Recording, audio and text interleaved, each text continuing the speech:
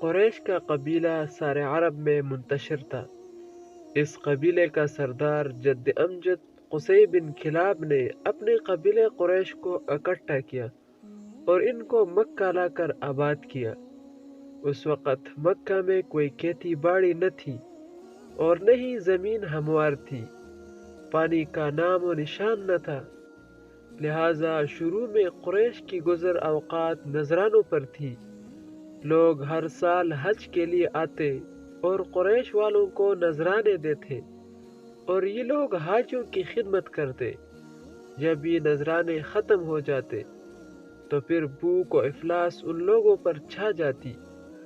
حضور صلی اللہ علیہ وسلم کے پردادا عبد مناف قریش کے سردار نے جب یہ حالات دیکھے تو ان کو ایک تدبیر سوچ میں آ گئی۔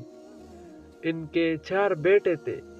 انہوں نے سوچا کہ ان حالات میں قریش کمزور ہو جائیں گے اور اموات بھی زیادہ ہو جائیں گی، تو عبد مناف نے اپنے 4 بیٹوں کو تجارت کرنے کی ترغیب دی تاکہ بھوک سے چھٹکارا حاصل کر سکے۔ اس زمانے میں تجارت کے راستے پر دوسرے ملکوں کا قبضہ تھا۔ یہ ملک جن کو اجازت دیتے تھے صرف اسی ملک کے قافلے وہاں سے گزر سکتے تھے، اس کے علاوہ کسی اور کو وہاں سے جانے کی اجازت نہ تھی۔ راستہ میں ڈاکوؤں کا بھی ہر وقت خطرہ رہتا تھا کہ وہ لوٹ نہ لے۔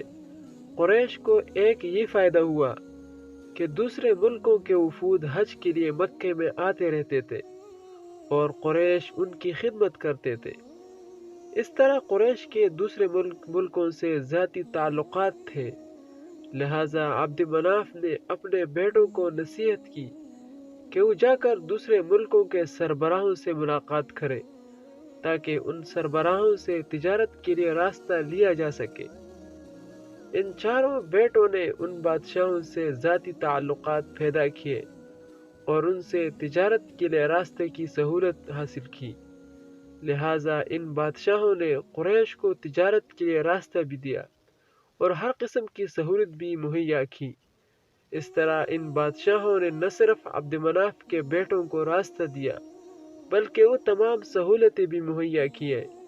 یہ تمام سہولت صرف اس وجہ سے تھی کیونکہ یہ خانہ کعبہ کے متولی تھے، حاجیوں کی خدمت کرتے تھے اور ان سے سلوک بھی بہت اچھا کرتے تھے، اور کوئی بھی قبیلہ ان سے تنگ نہ تھا۔ قریش کو راستے کی سہولت ملنے کے بعد تجارت کی غرض سے باہر کے ملکوں کو جانے لگے۔ راستے میں ان کو کوئی تنگ نہ کرتا تھا بلکہ ہر قبیلہ ان کی حفاظت کرتا تھا۔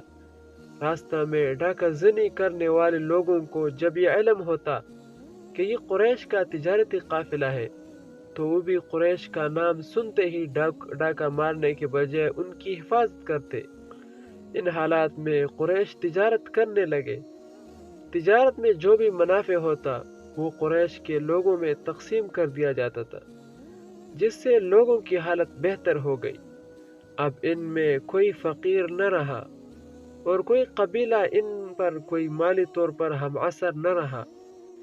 رسول اللہ صلی اللہ علیہ وسلم نے فرمایا کہ قریش کے لوگ باقی سب لوگوں کے سردار ہیں۔ پہلے سرداری حمیر قبیلے کے پاس تھی، اللہ نے ان سے چھین کر قریش کو دے دی۔ یہ قریش خانہ کعبہ کے متولی تھے۔ جب ابرہہ نے خانہ کعبہ پر حملہ کیا اور اللہ نے ابرہہ کی فوج کو تباہ کر دیا اور یہ فوج جب واپس جانے لگی تو لوگوں نے ان کو مرتے دیکھا تو تمام قبیلوں کو یقین ہو گیا کہ یہ واقعی اللہ کا گھر ہے، لہٰذا تمام قبیلوں میں قریش کی عزت اور شہرت کئی گنا زیادہ ہو گئی۔